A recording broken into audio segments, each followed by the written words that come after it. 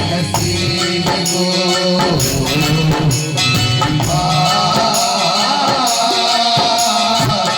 खोल दे तू मेरे नसीब को। तारे दे तू मैया मुझ गरीब को, तारी दे तू मैया इस गरीब को।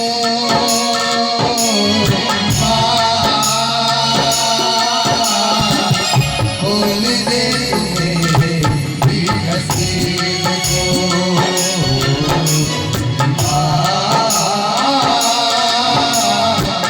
खोल दे तू मेरे नसीब को।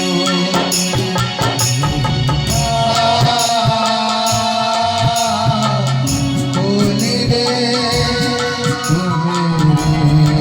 मेरे नसीब को। नारद जी ने आकर कहा, बिटिया आंखें खोल।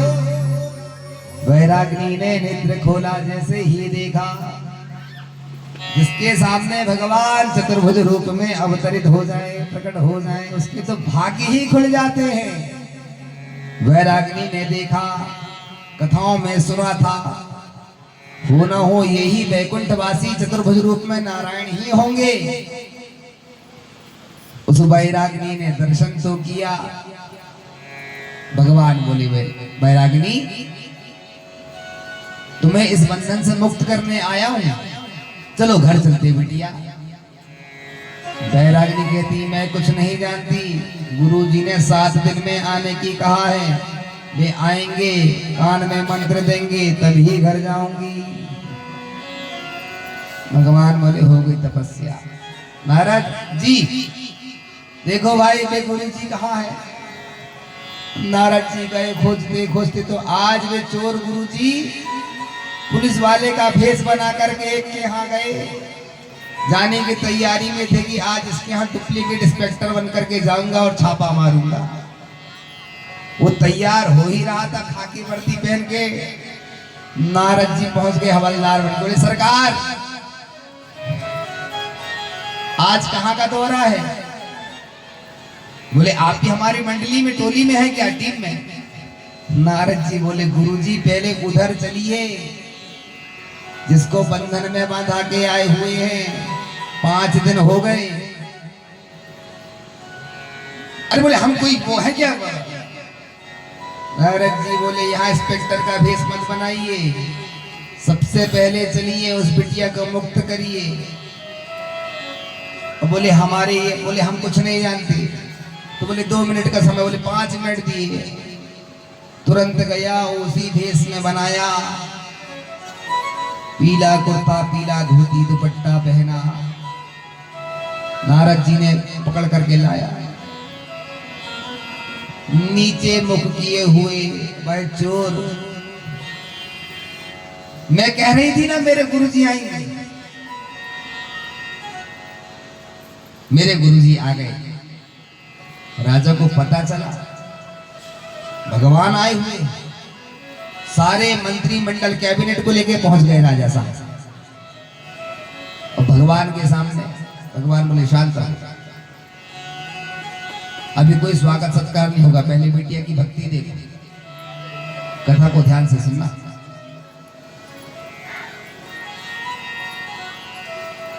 क्यों भाई गुरुजी?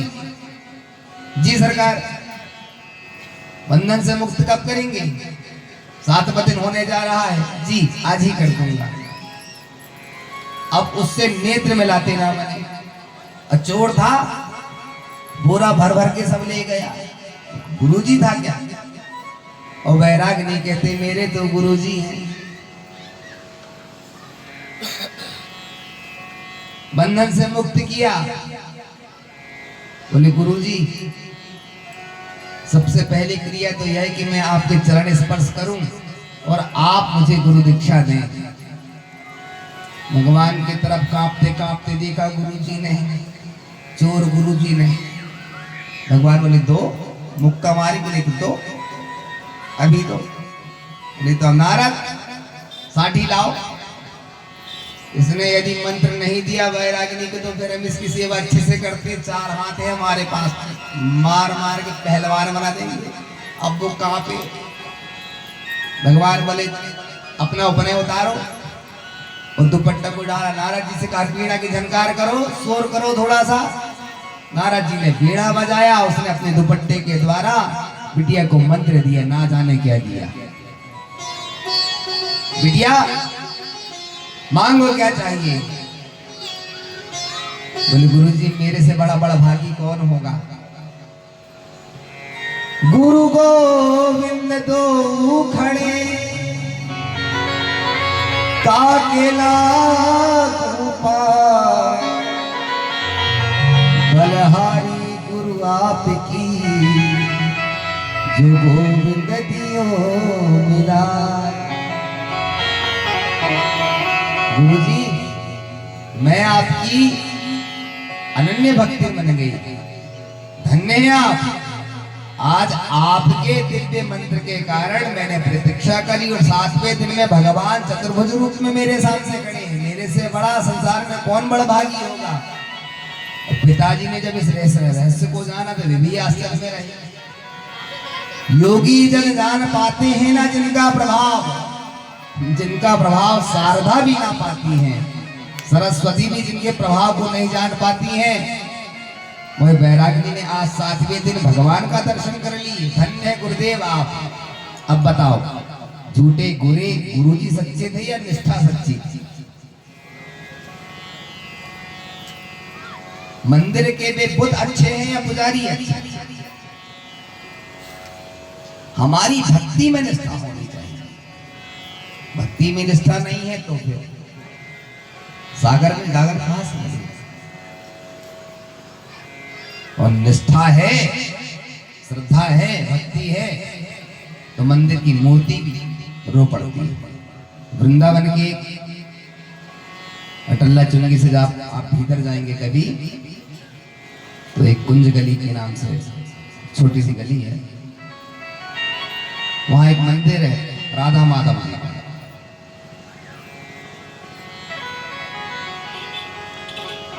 सारे लोग जाते हैं मांगते। एक दिन पुजारी जी गए, बिटिया का विवाह था, तो भगवान के पास जब वे कहने गए तो भगवान की मूर्ति का मुख पीछे हो गया और चरण सामने। तो उन्होंने जैसे पर्दे हटाया तो बिहारी जी से कहा कि सरकार मुख क्यों छिपा रहे हैं? तो कहा आज तक तुम मुझे देते आए हो, सुबह से पाद्य अर्घ्य पुष्प की माला सुंदर इत्र लगाकर वस्त्र पहना करके मेरी सेवा करते आए हो। मैं अभागा भगवान हूं जो तुमको आज तक कुछ नहीं दे पाया हूं, इसलिए तुमसे मुख नहीं मिला पा रहा।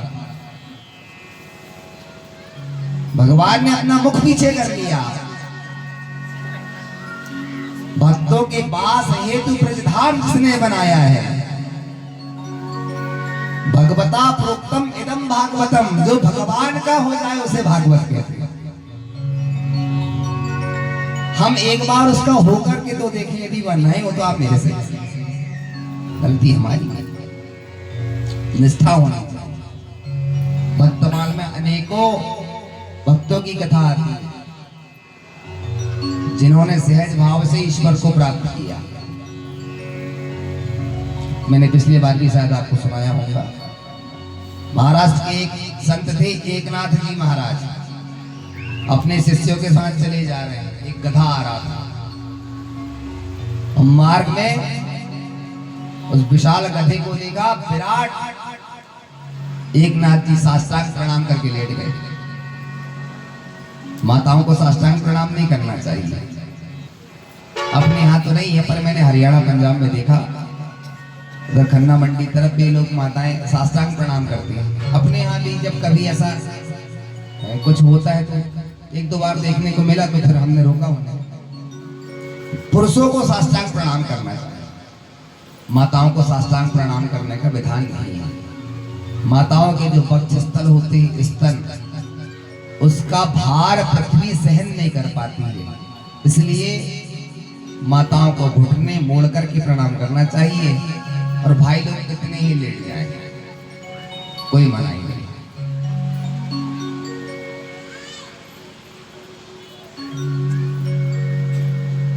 एकनाथ जी महाराज लेट गए शास्त्र। शिष्यों ने कहा, गुरुदेव आपके जैसा पीतराग महापुरुष एक गधे के सामने लेटा हुआ है। आगे बढ़े 2 कदम, गुरुजी ने कहा पीछे पलट के देखो, और शिष्यों ने जैसे पीछे पलट कर देखा तो कोई गधा नहीं था। एकनाथ जी ने कहा, कंठे रुद्राक्ष मादाया म्रियते यदि बारबरा रुद्र तुल्य समाप्नोति सह पुनर्भुवि मानवः। इस पुराण की कथा है और इस लोग विष्णु पुराण का है। बारबरा कहते हैं गधे को, खर कहते हैं गधे को। एकनाथ जी कहते हैं, शिष्यों रुद्राक्ष की 108 मनके की माला की एक गुड़िया भी यदि गधे के गले में पहना दी जाए, एक गुड़िया सिर्फ एक मनका निकाल करके, तो रुद्र तुल्य समाप्नोति, वह गधा भी भगवान शंकर के समतुल्य हो जाता है। जो बुद्धिमान मनुष्य पूरी 108 मनकों की माला को ही धारण करेगा, उसका क्या कहना। साक्षात शंकर ही यहाँ दर्शन देने के लिए आए थे, लेकिन सो जानत जेहि देहु जनाई, सो जानत देहु जनाई, सो जानत जेहि देहु जनाई, सो जानत देहु जनाई, जानत तुमहि होई जाई, जानत तुम्हि होई जाई। वे जिसे जनाते, एक तो भी कृपा नहीं करते और जिस पर भी कृपा कर देते हैं फिर उसका क्या कहना। इसलिए भेद नहीं है किसी देवता में। मेरे गुरुदेव भगवान कथा सुनाते थे, वे कहते थे कि पराम्बा ही शिव बनी है, वे पराम्बा ही राधा है, वे पराम्बा ही लक्ष्मी है, वे ही नारायण बनी हुई है, वे ही ब्रह्मा है, वे ही ब्रह्मांड है। हमारे पास मार्ग बहुत सारे हैं, जिसे भी हम पकड़ लें बस, और एक साधे सब सब सब सब साधे सब, किसी एक को पकड़ के चलना है। अभी कथा आई, लक्ष्मी का प्राकट्य, सरस्वती का प्राकट्य, काली का प्राकट्य, ब्रह्मा विष्णु को प्रदान होने वाली शक्तियां, बीज मंत्रों की कथाएं, लेकिन सबका हेतु एक। भगवान वेद कहते हैं, एक सत्य प्राह बहुधा वदन्ति, जो एक होते हुए अनेकों में परिवर्तित होकर के विद्यमान रहता है, उसे कहते हैं परमात्मा। एक है। एक बात बताइए, आपके सभी के घर में टीवी चलती है? 1 लाख टीवियां, और टेलीकास्ट केवल एक जगह से होता है कि नहीं होता? टेलीकास्ट हो रहा है, उसका मेन स्टूडियो मान लो हैदराबाद है। अब यहां से वह न्यूज चैनल दिखाया जा रहा है आज तक 7 बजे, चक्की खमरिया में देवी भागवत कथा का हुआ प्रसारण। तो वह प्रसारण तो एक जगह से चल रहा है, और दिखाया कितनी जगह था? अनेक जगह।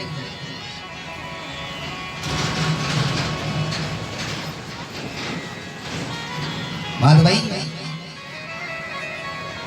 यहाँ बिजली तो है और हमारे घर में बिजली तो, पर हमारा घर बिजली घर नहीं है, बिजली घर तो और कहीं है। चैतन्यमयी ताम आद्याम, वो जो प्रकाश है, वह जो शक्ति है, उसकी जो आभा प्रभा है, वो सभी में विद्यमान है। एक सत्य प्राह बहुधा वदन्ति, एक होते हुए भी जो अनेकों में अपने आप को विभिन्न कर लेगा।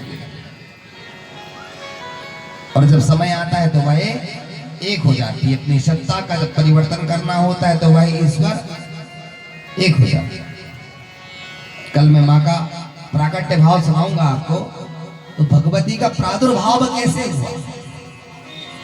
वे समस्त देवताओं की ही शक्ति जब एक जगह स्थापित हुई तब जगदम्बा का प्रादुर्भाव होता है।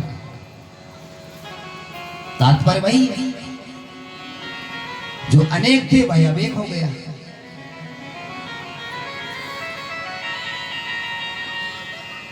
जब तक हमारे पास चैतन्य नहीं होता, वह चेतना शक्ति नहीं होती, तब हमें जड़ रूपी संसार विराट लगता है, बड़ा लगता है।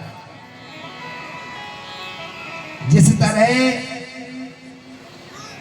प्रत्येक लकड़ी के भीतर आग छिपी है, अग्नि, चाहे घर के दरवाजे हो, चौखट हो, खिड़की हो, किसी भी लकड़ी में आप देखेंगे तो उसके भीतर अग्नि छिपी हुई है। लेकिन बोध कब होता है? जब वह चूल्हे में जाती है, या जब हम उसमें अग्नि प्रकट कर देते तो वह जलने लगती है। दूध के प्रत्येक कण कण में घृत छिपा हुआ है, बोध कब होता है? इसी तरह जब जड़ता रूपी जो संसार हमें बहुत विशाल दिखाई दे रहा है, जब धीरे धीरे सत्संग हम करते जाते तो वह चैतन्य रूपी जब शक्ति विद्यमान होते जाती है तो फिर जड़ सूक्ष्म दिखाई देने लगता है और चैतन्य संसार बड़ा दिखने लगता है। वही जब बाबा तुलसी को दिखा तो उन्होंने अंत में कहा कि मेरी दृष्टि में संसार शून्य की भांति है, और उन्होंने अंतिम में कह दिया किसी राममय सब जग जानी।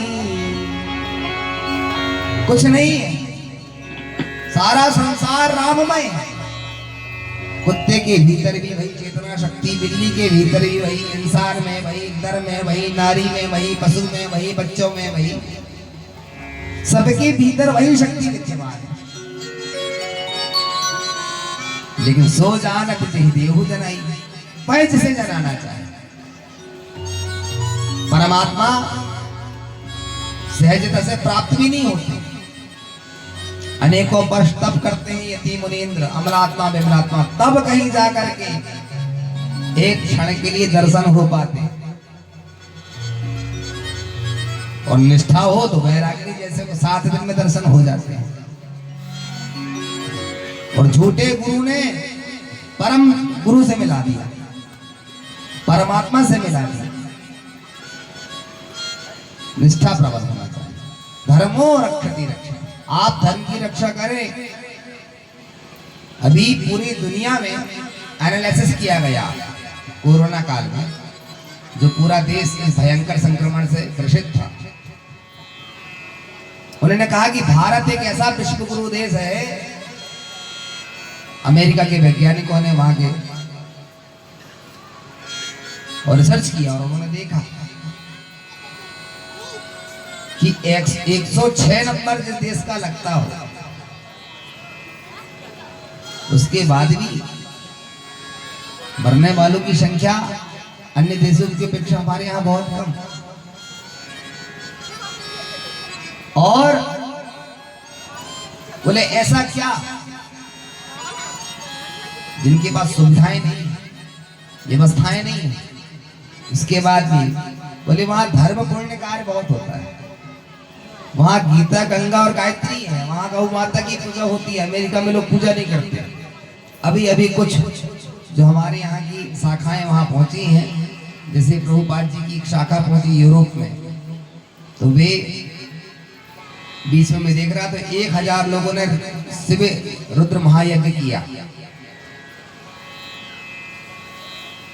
लेकिन देवता हमारे यहाँ कहते हैं प्रभु जब हमारा कभी पतन हो और आप सृष्टि में कभी जन्म देवे तो अहो अमीशान किम कार्य शोधनम, भारत वर्ष में ही हमें जन्म मिले, ऑस्ट्रेलिया में ना मिले, अमेरिका में ना मिले, इंग्लैंड में ना मिले।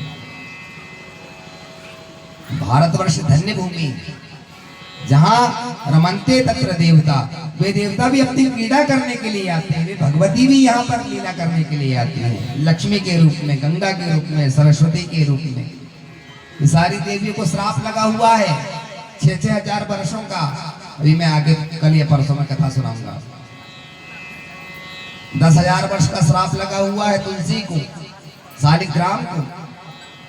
कथा सुनिए, खूब रहस्य है देवी भागवती का। लेकिन पुष्टि अंत का मूल एक ही सार है, निष्ठा, हमारा प्रेम हो जाना। कथा बहुत लिख लिए, बहुत सुन लिए, सार क्या निकला? सार कुछ कथाएं हम संकेत में भी समझा देते हैं। और माँ का चरित्र है और माताओं का स्थान तो श्रेष्ठ होता है। अभी भी देख लो, आपकी संख्या से 2 गुनी है। जय हो माताओं की। भाई लोगों को कम समय मिल पाता है और माताओं के पास तो समय समय।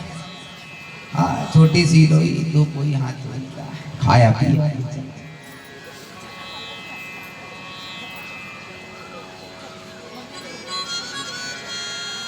जन्मेजय ने पूछा श्री महर्षि वेदव्यास जी से, गुरुदेव आप मुझे वह बताएं। व्यास जी बोले, जन्मेजय, एक थे महाराज, इंद्र के द्वारा विमान प्राप्त हुए रहे ऋषि ऊपर चली, ऊपर ही ऊपर जो चलते थे तो उन्हें ऊपर चली कहते थे। और वे एक बार आकाश मार्ग से चले जा रहे थे,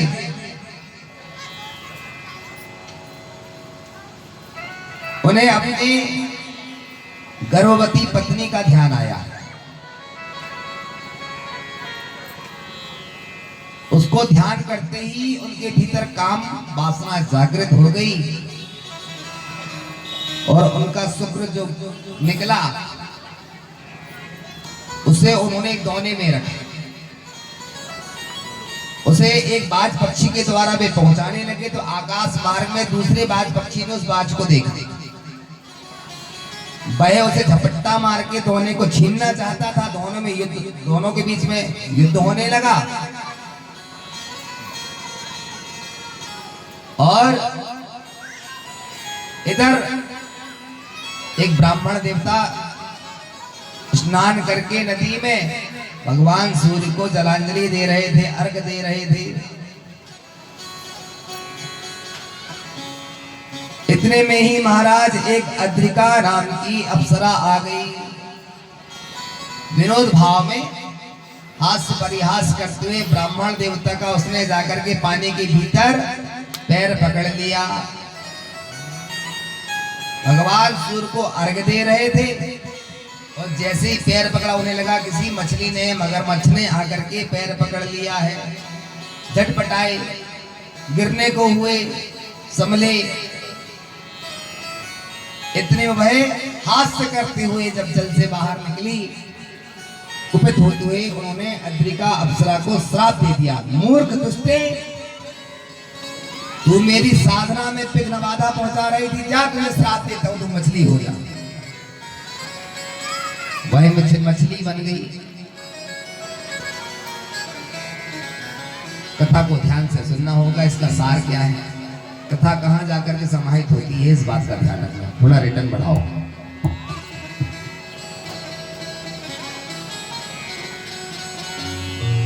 मछली बन गई वह अद्रिका अप्सरा। दोनों बाज पक्षी आपस में जब झपट्टा मार के युद्ध करने लगे, झगड़ा करने लगे, लड़ने लगे, तो वह शुक्र जो रखा हुआ था दोने में वह गिरा और इसी अद्रिका अप्सरा जो मछली बनी हुई थी इसके पेट में वह चला गया। इसने एक जोड़े को जन्म दिया। मछुआरे ने उस मछली को पकड़ा, काटा, ले जाकर के देखा तो उससे एक पुत्र और एक पुत्री, एक कन्या उत्पन्न हुई। ले जाकर राजा संतन को दिया, जिसका नाम पड़ा सत्यवती, और जिनके पुत्र हुए महर्षि एक वेद के 4 वेद करने वाले वेदव्यास। सत्यवती नंदन वेदव्यास। कथा बहुत गूढ़ है। जितनी चैतन्यता से सुनेंगे तो समझ पाएंगे। मेरा प्रयास रहता है सरलीकरण करके ही कथा को सुनाऊं। वे सत्यवती जिनसे उत्पन्न हुए महर्षि वेदव्यास, एक थे देव नाम के वसु, 8 वसुओं में उनकी पत्नी ने कहा कि हमारे यहाँ कुछ नहीं है, महर्षि वशिष्ठ के यहाँ असंख्य गाय हैं, कम से कम कुछ तो ला दो। तो ये देव नामक वसु पहुंचे, इन्होंने जाकर के वशिष्ठ जी के आश्रम पर गए और गाय को खोल लिया बिना पूछे।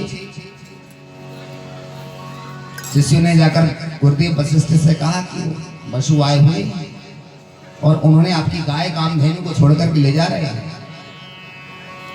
महर्षि वशिष्ठ ने श्राप दे दिया, मूर्ख, मेरी कामधेनु को मेरे से बिना पूछे ले जा रहा है, जा तुझे मैं श्राप देता हूं, तेरा पतन होगा, असंख्य बाणों की तुझे सैया प्राप्त होगी। वे ही जाकर के भीष्म बने। अंत में उन्होंने कहा कि महर्षि हे ब्रह्मन, मेरे से दुष्टता पूर्वक कार्य तो हो गया है, तो कहा भगवत दर्शन के बाद ही तुम्हें मुक्ति प्राप्त होगी। देव नाम के वसु ही पितामह भीष्म, अम्बा अम्बालिका इत्यादि की कथाएं आती हैं। सुखदेव जी जब आकाश मंडल पर चले गए तो व्यास जी अपनी मां से मिलने गए और फिर धृतराष्ट्र का जन्म, विदुर जी का जन्म, कौरव वंश का थोड़ा सा महाभारत की कथा यहां बताया गया। जन्मेजय जी ने पूछा, सरकार आप मुझे देवी मां के चरित्र को भी बताएं, ब्रह्मा आदि देवताओं का निर्माण कैसे होता है, इनके पास दिव्य शक्तियां कैसी हैं। व्यास जी कहते हैं, सुनो, एक समय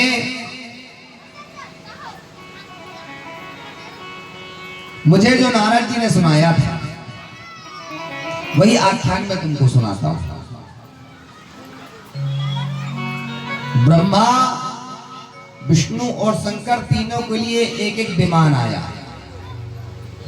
आकाशवाणी हुई, तीनों विमान पर बैठो और मेरे धाम की ओर चले आओ। तीनों देवता विमान पर बैठ गए और जब उस धाम पर पहुंचे तो पहुंचते ही तीनों देवता स्त्री बन गए। करोड़ों दास दासियां उस पराम्बा त्रिपुर सुंदरी की, जिनके धाम पहुंचते ही मानो ब्रह्मलोक एक कोने में ऐसे ऐसे दास दासियां, स्वर्ग आदि भोग नगरी में भी ऐसी सुंदर अप्सराएं नहीं थी। ऐसे दिव्य वहां की दास दासियां, उनकी सेविकाएं, सेवा करने वाली। जब मां के हमने चरणों की ओर देखा तो मां के नाखूनों में हमने देखा चरण के कि ब्रह्मलोक, कैलाश, क्षीर सागर, वैकुंठ, ये सब मां के चरण चिन्ह में ही हमें दिखाई दे रहे हैं। उस मणिद्वीप का जब उन्होंने दर्शन किया, वे तीनों देवता तो स्त्री बने बैठे थे।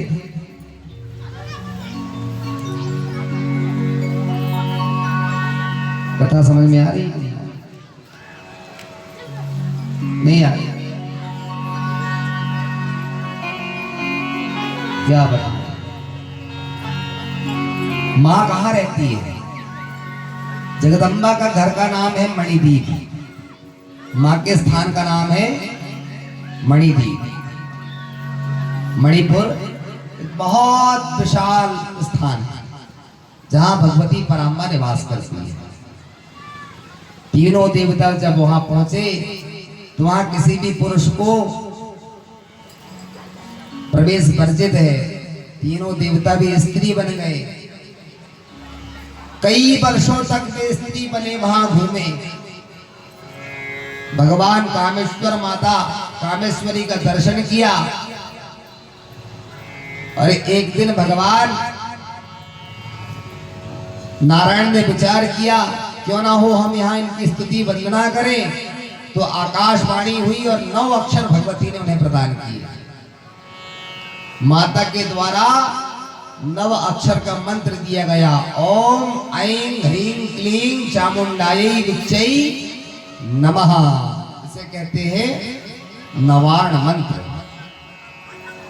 त्र्यक्षरी बीज होता है ऐं ह्रीं क्लीं, और इसमें यदि आप एक प्रणव को जोड़ लेते हैं तो क्या हो जाता है, चतुराक्षरी मंत्र ओम ऐं ह्रीं क्लीं।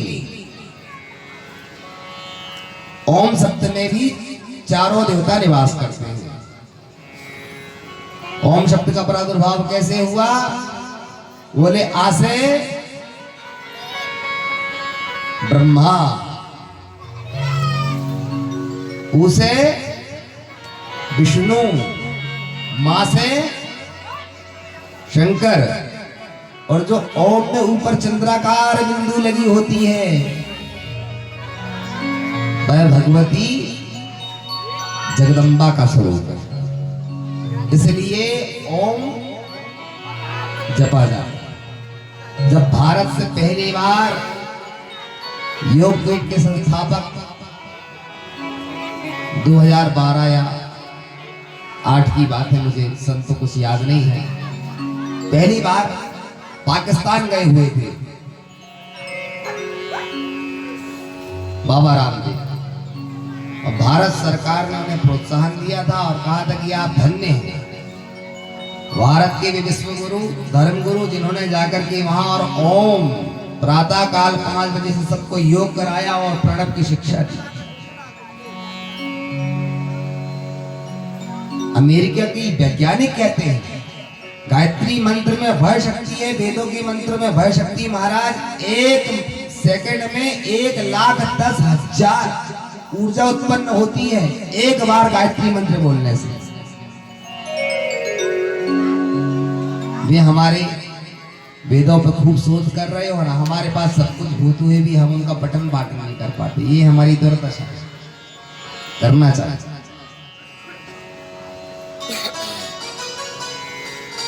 अभी विमानास्त्र पर उन्होंने शोध किया, नासा के वैज्ञानिकों ने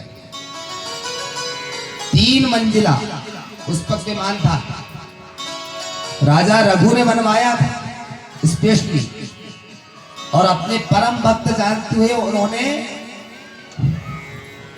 महाराज कुबेर को दे दिया, तुम ले जाओ। और रावण का जब विवाह हुआ मैदानव की पुत्री मंदोदरी से इसने कहा रहोगे कहां दामाद जी, यक्षों का डेरा है, चले जाओ। और लंकापुरी से सारे यक्षों को मार करके भगा दिया रावण ने। आओगे कैसे, तो अपने चचेरे मौसेरे भाई थे ये महाराज कुबेर, इनसे छल पूर्वक इसने उस पुष्पक विमान को छीन लिया। पूरे वर्ल्ड में, पूरी दुनिया में किसी वैज्ञानिक ने आज तक 3 मंजिला पुष्पक विमान नहीं बना पाया। पुष्पक विमान की एक विशेषता और थी, 2 सीट उसमें सदैव रिजर्व रहती थी। 2000 लोग बैठ गए, 2 मार्ग में पुनः आ गए तो बैठो तो 2 सीट आ जाती है, पुनः आगे बढ़े तो 2 फिर आ जाती है, और आगे बढ़े तो 2 सदैव ही खाली रहती। अभी एक राजा के यहाँ वह ग्रंथ रखा हुआ था, नासा के वैज्ञानिकों ने उसे बुलाया और उस पर रिसर्च कर रहे। वे सोच रहे हैं कि हमारे पास 2 मंजिला है, क्या पुष्पक विमान जैसा हम बना पाते हैं? कब बनवाया था राजा रघु ने, और आज अगस्त जी ने इस बिजली को सर्वप्रथम प्राकट्य किया था। उसके शोधकर्ता कौन है? वेदों से ही विज्ञान है, ये बाहर से नहीं है।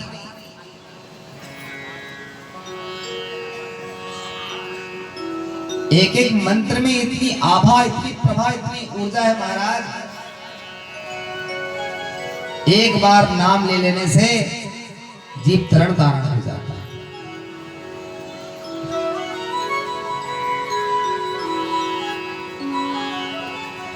इसलिए मंत्रों को जपना चाहिए। भगवती ने नवाक्षर मंत्र दिए, भगवान विष्णु जपने लगे, माता का स्तवन करने लगे। नमो देवी प्रकृतिचा विधात्री सततं नमः, कल्याणी कामदायी च वृद्धि सिद्धि नमो नमः। सच्चिदानंद रूपिण्यै संसारश्चर्यै नमः, पंचकृत्य विधात्री ते भुवनेश्यै नमो नमः। हे पंचगुणों से सगुण स्वरूपा भगवती जगदम्बा, आपके पाद पद्मों में हमारा कोटि कोटि वंदन। व्यास जी कहते हैं जन्मेजय, इस प्रकार भगवान नारायण ने स्त्री बन करके भगवती का स्तवन किया। मां प्रसन्न हो गई। मांगो क्या चाहते हो? वे आधारभूता जगदात्मिका, वे कल्याणी दुर्गा ने अपना विराट स्वरूप दिखाया और तीनों देवताओं को अपनी शक्ति प्रदान करी। ब्रह्मा जी को राजसी गुण दिया, भगवान शंकर को तामसी गुण दिया और भगवान नारायण को सात्विक गुण दिया। यह प्रकृति 3 गुणों से निर्मित है, सत रज तम। तमोगुण सबसे अधिक किसके पास होता है? राक्षसों के पास। ब्रह्मा जी ने रावण से कहा था तुम भजन कर लेना, तो रावण ने हाथ जोड़ करके कहा सरकार भजन होते नहीं तामस देहा। महाराज, ये तामसी शरीर से कहीं भजन हो सकता है? दीर्घदंता क्वचित मूर्खा क्वचित खलवाट निर्धनः, क्वचित काला भवेत् साधु क्वचित गानवती सती। शास्त्र कहते हैं बड़े दांत वाला कोई बिरला ही बुद्धिमान होता, नहीं तो सब मूर्ख होते। राक्षसों के इतने बड़े बड़े दांत होते थे, खीस, और जब पे कुछ नहीं मिलता था तो जो मिलता था उसी को खा जाते थे। अंडा, मुर्गी, मछली, कछुआ, केकड़ा, मेंढक। अब जो खाते हो वे समझे वे क्या है? एक घर में मेहमान आया, दोपहर का भोजन हुआ, तो पिता ने अपने पुत्र से कहा कि अभी हम बैठ रहे हैं, तुम आकर के पूछना कि शाम को भोजन के लिए क्या प्रबंध किया जाए, क्या बनवाएं ऐसा। वह बालक पूछा पिताजी, माता जी कह रही है सायंकाल के लिए क्या बनवाएं? बोले क्या सायंकाल के लिए? क्या राक्षस राक्षस समझ रखी हो क्या? अभी तो खाए थे। अब जिसे खाना उससे पूछो। हम मेहमान ने सुना कि जो खाए वो राक्षस, तो क्या हम यदि कहेंगे कि हाँ हम शाम को खाएंगे तो हम राक्षस? तो ऐसी भी लोग युक्ति निकाल। उसने पूछा साधारण सा, और पिता ने क्या जवाब दिया? अब बाजू में बैठा हुआ मेहमान, और उसने कहा कि नहीं नहीं, कहने का तात्पर्य था कि बस एक ही टाइम बहुत है, 2 टाइम के लिए आप चेष्टा ना करें।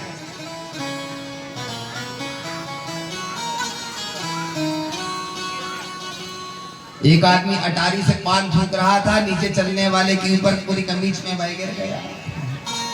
उसने कहा कि भाई साहब थोड़ा नीचे देख करके थूकिए, चलने वालों के ऊपर आ रहा है, चींटे आ रहे हैं। वाह, नीचे देख करके चल रहे, ऊपर देख के नहीं चल सकते थे क्या? अब बताओ। वो यदि ऊपर देख के चलेगा तो क्या चल पाएगा? लोग ऐसा ऐसा तर्क लगा देते हैं।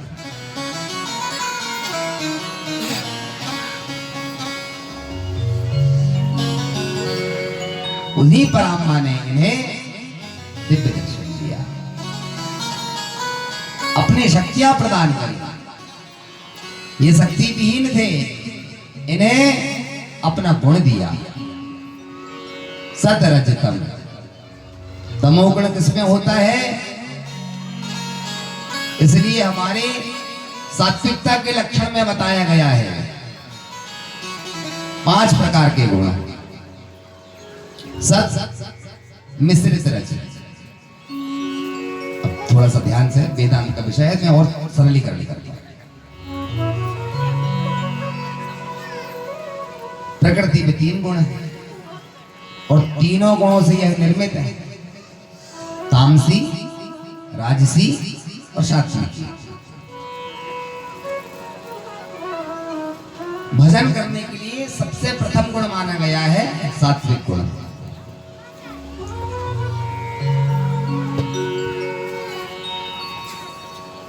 भजन सर्वोपरि तब हो पाएगा जब हम सात्विकता का जीवन जिएंगे। साधना के लिए अति प्रबल क्या है? सात्विकता। राजाओं के पास क्या होता था? राजसी गुण। राजसी होता था लेकिन वह मिश्रित तामसी होता था। और दैत्य दानव समूह के पास क्या होता था? शुद्ध तामसी गुण होता था।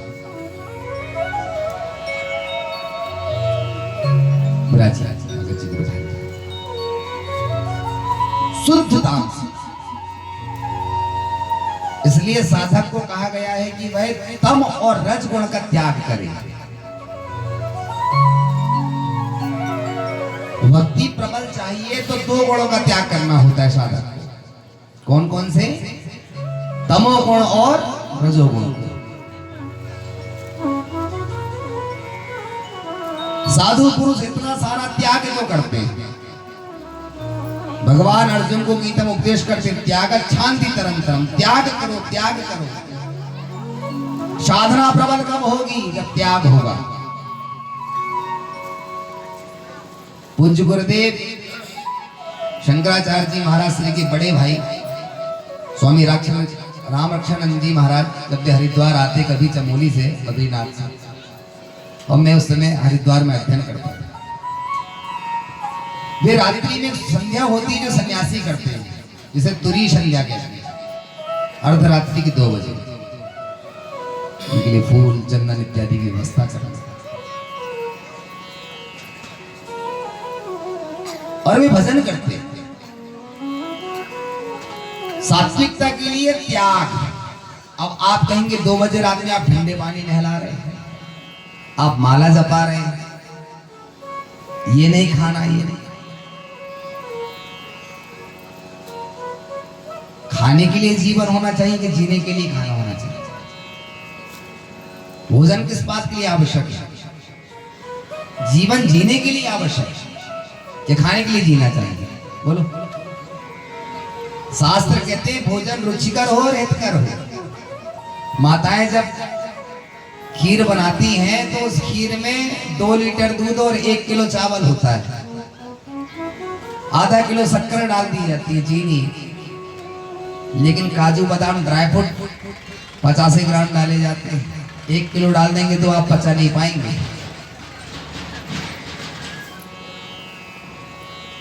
त्याग, तमोगुण का त्याग।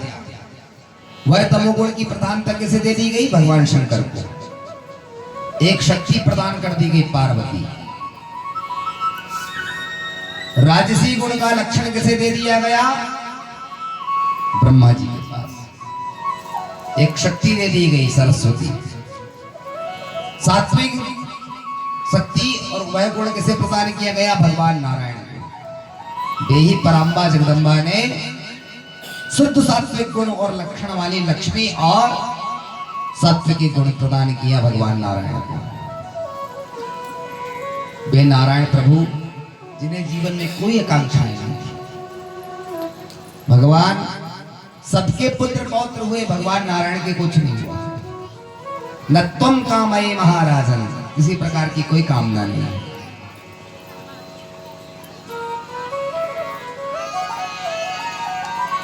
परीक्षित से भागवत में सुखदेव जी कहते हैं नतु लक्ष्मा पतिम हरिम।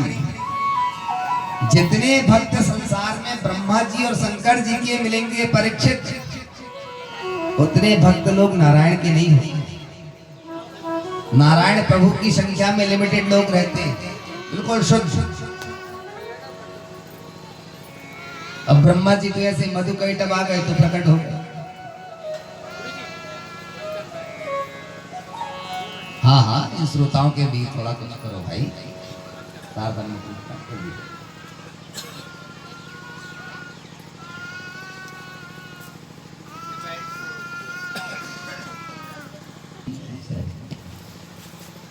आप ये नहीं सोचें कि यहाँ बिजली बार बार क्यों जाती है, ये खमरिया है। आना जाना संसार की रीत है, जो आया है सो जाएगा।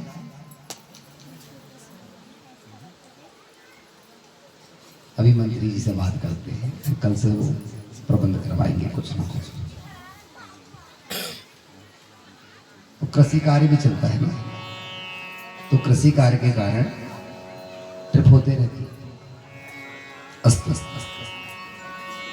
भगवती ने बीज मंत्र दिया, मैंने कल भी बताया था आपको, ऐं सरस्वती माँ का बीज मंत्र। जिन बच्चों की बुद्धि क्षीण होती है, जो अल्पज्ञ होते हैं, पढ़ाई में जिनका मन नहीं लगता है, वे लोग ऐं ऐं जपे। एक राजा यज्ञ करा रहे थे। गोविल नाम की मुनि ब्रह्मर्षि उस यज्ञ को पूरा कर रहे थे। श्वास लेने में कुछ मंत्र भीतर रह गए, कुछ बाहर आए। नाद से ब्रह्म से स्वर चलता है, गणानान्त्वा गणपतिं गवामहे। श्वास तो एक जो रिकॉर्ड था, उस श्वास में ऐसा लगा कि इन्होंने नहीं बोला। उस राजा ने श्राप दे दिया गोविल मुनि, भो साधो साधु नाम, हे ब्रह्मर्षि तुम मिथ्या यज्ञ करा रहे हो। गोविल मुनि ने कहा कि महाराज मैं श्वास ले रहा था, मैंने मंत्र बिल्कुल शुद्ध बोला, पवित्र बोला। आप व्यर्थ में कुपित हो रहे हो, क्रोध कर रहे हो। मेरा ऐसा कोई आशय नहीं था। अब श्वास लेते लेते एक आध मात्रा ऊपर नीचे हो गई। राजा ने झगड़ा कर लिया। ब्रह्मर्षि भी क्रोध में आ गए। मूर्ख राजन, व्यर्थ में कुपित हो रहे हो, क्रोध कर रहे हो। श्राप देता हूं तुम्हें, तुम्हारी संतान गूंगी बहरी होगी। लोग दौड़ करके आए। यज्ञ होते होते आपस में ही झगड़ा होने लगा। क्या बात हो गई? प्रेम से समझाया। गोविल मुनि को कहा महाराज आप तो बुद्धिजीवी व्यक्ति हैं, आप तो कम से कम समझदार हैं, आप ब्रह्मर्षि हैं, आपको क्रोध करना शोभा नहीं देता। गोविलस्तु तथा तत्र दृष्ट्वा दीन चेतसा। ये गोविल, जो आपने देखा उसे आपने सुना, उन्होंने जो सुना वह आपने देखा। आप ऐसा समझ लें। क्षण को पावहांतो वै पापित्यां कल्पलोचनः। आई रावण कैसा था? बोले क्षणका कड़कश्चैव। आई रावण को भी एक क्षण में क्रोध आता था और वह एक क्षण में प्रसन्न हो जाता था। गोविल मुनि को जब ब्रह्मर्षि को जब अन्य मुनियों ने समझाया तो वे शांत हो गए, अपने कोप को शांत करके। लेकिन उन्होंने तो श्राप दे दिया था। जब राजा का पुत्र हुआ तो उसका नामकरण किया सत्यतपा। संसार के लोग उसे जब वह जन्मा तो उसकी आवाज ना निकले, गूंगा हुआ, क्योंकि गोविंद मुनि का श्राप था। वह बालक बोल नहीं पाता। लोगों ने कहा जब बोल नहीं पाता गूंगा बहरे से घर से निकाल दो। तो जंगल में आके एक पर्णकुटी बनाकर रहने लगे। अब कुछ तो आता नहीं, शिक्षा ग्रहण करी नहीं। एक दिन एक बहेलिया एक सुअर का शिकार करता है। सुअर को जैसे ही बाण छोड़ता है तो वह सुअर आगे आगे भागता है, पर्णकुटी के पास जो झाड़ी लगी होती वहां पर आकर के वह छिप जाता है। बाण की जो ध्वनि होती वह सुनाई पड़ती, ऐसा जान पड़ता कि कुछ छोड़ा गया है। सुअर आकर के झाड़ी में छिप जाता है, वह बहेलिया आता है। जैसे ही वह उस सुअर को आते देखता तो एक शब्द ध्वनि निकलती, पहली बार सत्यतपा के मुख से, आए। वो क्या कहता है? आए। और आयक शब्द जो है भगवती सरस्वती का बीज मंत्र। आज माँ को ऐसा सुनाई पड़ता है मानो मेरे भक्त ने पहली बार मेरा नाम लिया, माँ तत्काल कृपा कर देती उसी क्षण। और सत्य तपा के वाणी में मानो समस्त प्रकार के शांगोपांग वेदों का समस्त प्रभाव प्रवाहित होने लगा। बहेलिया को लगा कि सुअर गिर गया होगा मर करके, वह तोड़ करके आया, आकर के पूछा, हे ऋषि कुमार, हे ब्रह्मर्षि, क्या आपने यहां सुअर को आते हुए देखा? सत्यतपा ने कहा, जिसने देखा वह बोल नहीं सकता है, और जो बोल सकता है उसने देखा नहीं है। जब तक देखा था तब तक भाषा नहीं आती थी, बोलना नहीं आता था, क्योंकि वो गूंगा था।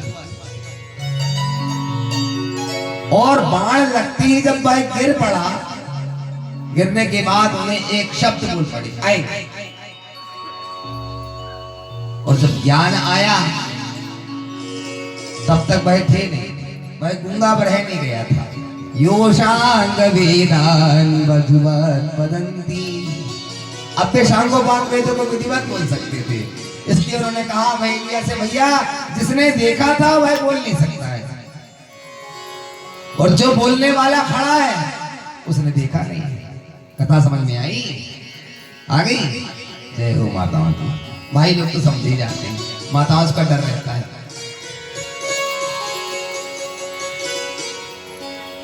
अरे अधिक मात्रा में रहती है, माताओं का स्थान ऊंचा है। चंडी देवी पहाड़ में, मनसा देवी पहाड़ में, भगवती वैष्णो देवी पहाड़ में, मैयर वाली माता, जय हो माताओं। माताओं के क्या कहने साहब। माँ ने सभी को बीज मंत्र प्रदान किया। वो मेरी मैया ने कैसी सौगात दे दी,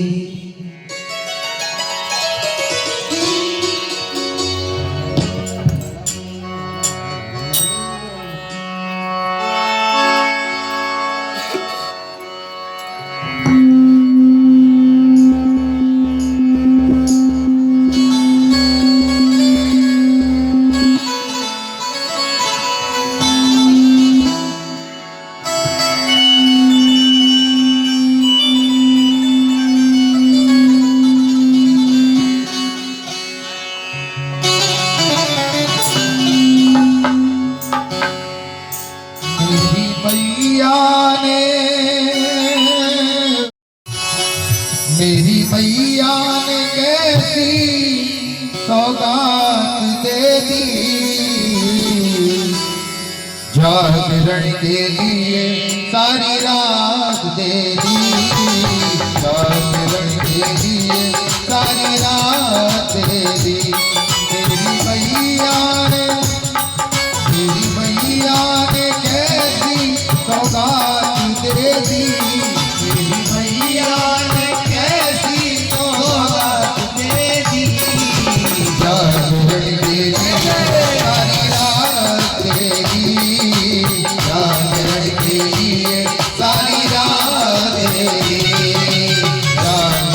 लिए सारी रात तेरी जागरण तेरी सारी रात तेरी कर लो जागरण मैया का कर लो जागरण मैया का कर लो जागरण मैया जय हो कर लो जागरण मैया का कर लो जागरण मैया का कर लो जागरण मैया का कर लो जागरण मैया का जय हो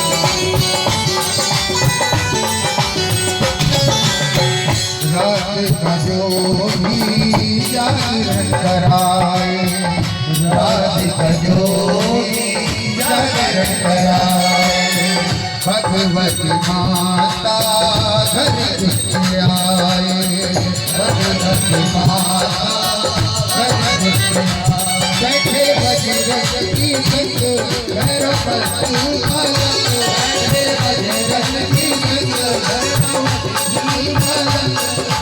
भक्तों को शक्ति का तेरी जागरण तेरी जागरण तेरी सारी रात वो मेरी भैया कैसी सौगात तेरी भैया कैसी सौगात तेरी जागरण जागरण तेरी सारी रात तेरी जय हो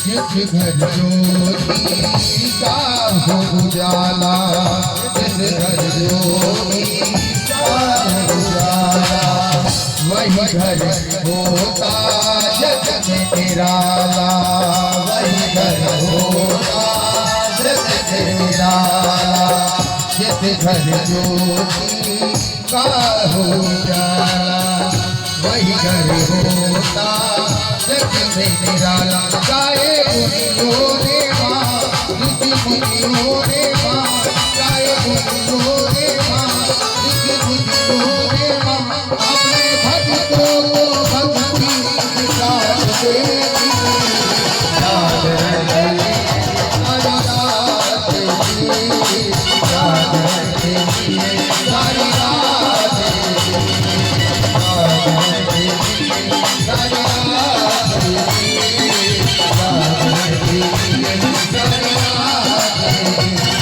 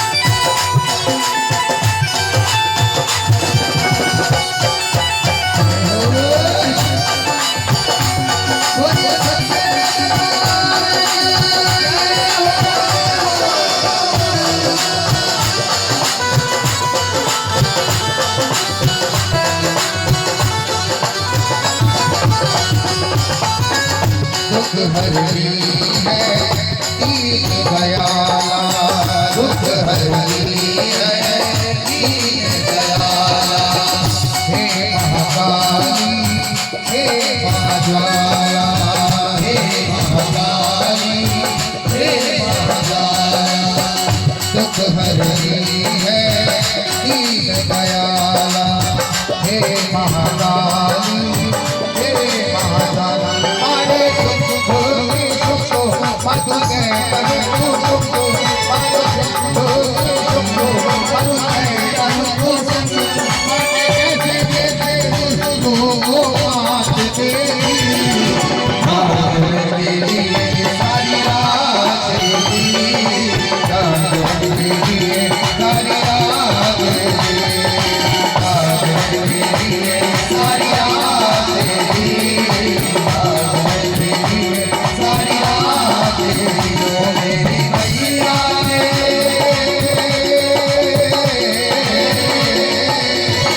ओ मेरी मैया ने कैसी सौगात तेरी,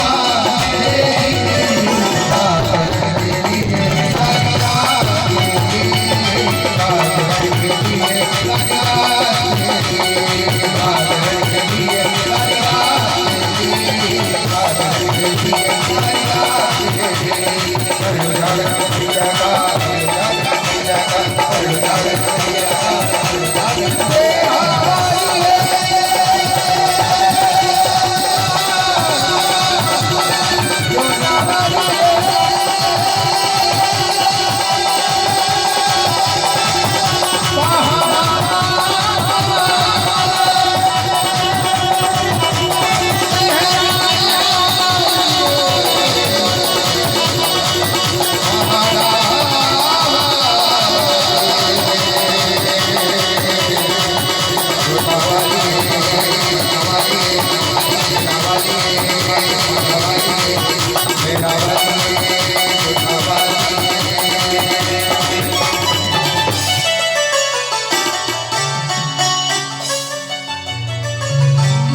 मेरी मैया ने कैसी सौगात दे दी, उजागर की माने सभी को कितने मंत्र दिए। वे सप्पा कहते हैं गिरा नयन नयन बीनु बाणी,